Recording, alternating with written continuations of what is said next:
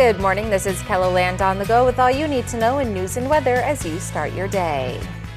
A Sioux Falls man was in court yesterday afternoon on kidnapping and assault charges.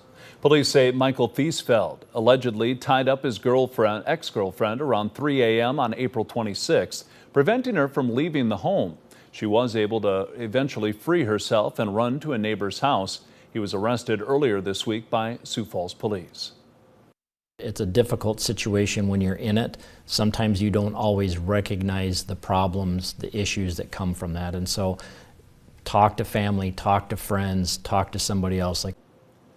Thiesfeld is currently being held on a $3,500 cash-only bond and is due back in court on June 14th.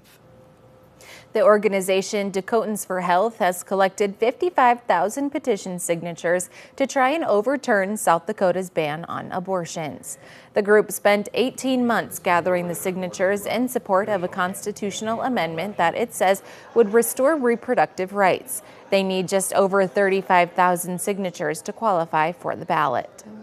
Over 500 people, mostly women, have collected signatures from over 350 South Dakota communities.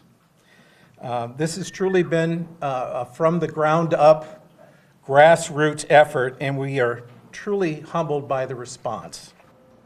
The group says the amendment would change the Constitution to follow the same rules set up under Roe v. Wade. Members of a group called the Life Defense Fund showed up outside the downtown Sioux Falls Library to protest the announcement. In Brookings, the sheriff's office says they've made an arrest that's not like anything they've seen in recent years. They received a call Sunday afternoon of someone driving a payloader recklessly down the road. Deputies tried to pull the driver over, but he refused. After a few minutes, the payloader pulled into a trailer court, and the driver attempted to run from law enforcement, but was eventually apprehended. No one was hurt. In my 9 years here, I've never been a part of any heavy machinery pursuits or anything like that. Speaking with our patrol sergeant, Sergeant Langstrat, he and I kind of compared notes. We definitely haven't seen anything like that. We had to go back to our former patrol sergeant to even get something similar. And that was, we don't have an exact date. He didn't remember, but it was a combine that actually got in pursuit with up in one of our smaller communities. The suspect, Rico Jones, is facing a long list of charges, including aggravated eluding, damage to property, and grand theft. His next court appearance is May 13th.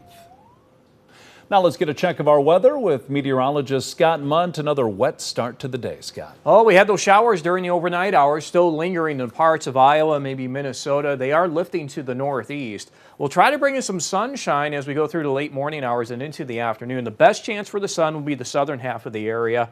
Clouds will probably stick throughout much of the morning in north central and northeastern South Dakota, with shower chances continuing throughout the morning for north central and northeastern South Dakota. More details on your forecast with Brian coming up. Thank you, Scott. The weather cooperated for the opening of the Kingswood Rummage Sale on Wednesday.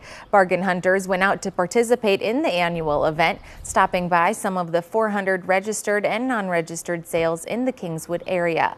After 47 years, the event still continues to draw crowds of people looking for deals. It's a great neighborhood, and like I say, every year I find something anyway, and then usually end up selling it the next year. So, yeah, but no, there's a lot of unique stuff and a lot of good prices. There's something for everybody. You can find a listing of all the registered sales and what they're offering on the Kingswood Rummage website, which we've included a link to under this story right here on KELOLAND.com. May Day has always been a special day for a South Dakota woman who celebrates her birthday every May 1st. Happy birthday to you. But this birthday celebration is one many people never get to celebrate. Esther Ross celebrated birthday number 107 yesterday. Until months ago, she had been living on her own in a Sioux Falls apartment just a few doors down from her daughter. I would call in the morning and make sure she was up and moving. And at 1 o'clock, I'd have coffee with her. And then I'd make dinner and take it down in the afternoon. Until when she fell, she was cooking. She kept her house clean. She, whatever had to be done, she could do it. Now she's participating in daily exercise classes at Bethany Lutheran Assisted Living and easily zipping around the hallways with the help of her walker. Now that spring is in full swing, the school year is nearing its end, and Siouxland Libraries is gearing up for its summer reading program. The annual event starts on May 24th and goes through August 2nd. They're also partnering with Reading Bridge to offer summer tutoring. Those classes will run July 8th through August 1st. Registration is due by June 1st. And that's a look at some of our top stories. Now let's get one last look at your weather with meteorologist Brian Karstens. Brian? All right, well, morning snow here at Terry Peak, 32 our temperature here as of the 7 o'clock hour. Isn't that interesting to see that? Rain in other areas of Ketherland, of course, Sioux Falls area picking up some showers. Laverne as well. You can see the wet pavement and the cloudy overcast skies to start the day. The precipitation totals, there are large areas of South Dakota with not a lot of rain out of this system. Winter, for example, only about 800ths. About 1/10 of an inch in Pierre. We've got a few hundredths in Mitchell and Brookings. The southeast, though, really getting a lot more. Yankton up there close to 70 hundredths. I've seen some numbers in Lincoln County, 1/2 inch to 2/3 of an inch. And really getting a lot of rain there around Okoboji and Spencer, Iowa, 1 to 2 inches worth. So that's how the nature of this system has progressed. We got that residual leftover rain shower activity this morning around Mobridge. I'd like to keep some rain chances going in that northeastern area of Ketherland. I think the southeast, we're tending to go toward lower amounts of clouds and rain chances as we head into the afternoon. But you can still see a little bit of that moisture on radar around Aberdeen by early afternoon. In fact, even a stray shower may be left over this evening here across the far north. I do think overnight we get some clearing. It's going to be chilly in the morning. We're going to get some 30s. Let's take a look at the maps here. Now, Sioux Falls, our official low right now is 40, but Mitchell, Huron, Brookings, I think between 36 and 38 is quite possible for overnight lows. Here comes another round of rain.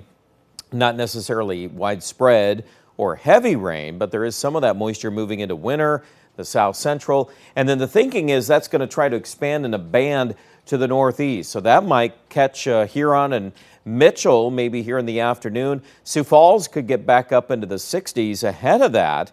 And then the rain chances in Sioux Falls will increase Friday night into early Saturday morning. It's not going to be a washout weekend, though. I think we're still going to get some fair weather. I'm much more concerned about the weather forecast early next week. Monday, we've got a big powerhouse storm coming out of the Rockies. Now, severe weather threats and forecasts on this timeline, this many days out, a lot of things we can't tell you yet. But what I can tell you is that looking at the books here and how this thing stacks up to historical storms of this nature, if all of these parameters come together as we're seeing it, there will be severe weather on the front side of this storm. And that would include parts of Nebraska, Kansas. That's the Storm Prediction Center's outlook. Easily that could get shifted into parts of Ketherland depending on how that thing unfolds here Monday into Tuesday. We've been looking at this now for a few days. Here's how it all sets up here. This is Friday afternoon. Again, the rain showers coming into portions of Nebraska and South Dakota. That's a really compact system, though. It's part of this smaller trough right here. So that's going to exit. We get our break. We're going to start picking up wind by Monday, or Sunday, I should say, out of the southeast. And that's going to prime the atmosphere for the weather ahead of this storm system. And once it gets its act together, there'll be snow in the Rockies. This could, by the way, produce snow in the Black Hills. That's another factor we'll have to watch. But that's a classic storm system there if that depiction comes to pass here on Monday, late afternoon, Monday night. Depending on how long it lasts, there'll probably be more severe weather to our south on Tuesday. And then the end result is the whole system sits and spins over us, and it leads to cloudy, maybe showery, cool weather. Not exactly a great forecast for next week for May weather. Let's wrap it up here, your 7-day forecast. After some 60s trying to nudge into the forecast today, tomorrow, even Saturday, pretty respectable at 64. The rain should hold off or be mainly confined to the morning. Sunday, not bad, 70. The wind starts to pick up Sunday afternoon, Sunday night. Monday gets tricky, 74. That temperature is really critical to the severe weather outlook. If we get in the 70s, I'm more concerned about that. But again, those are things we still have to kind of wait on all the details there. Aberdeen in the northeast, some 70s also possible. The rain chances are really going to go up in that time period. Here in central South Dakota. Now, couple thoughts on this. Tuesday still could be pretty mild if that low hangs up to our north. I'm not opposed to that. But eventually, by day 7, day 8, we start to see this thing moving in through. And by the way, the Rapid City forecast, there could easily be snow by Tuesday, Wednesday. So we're really watching that one. That could be pretty volatile. Check out more details at KELOLAND.com.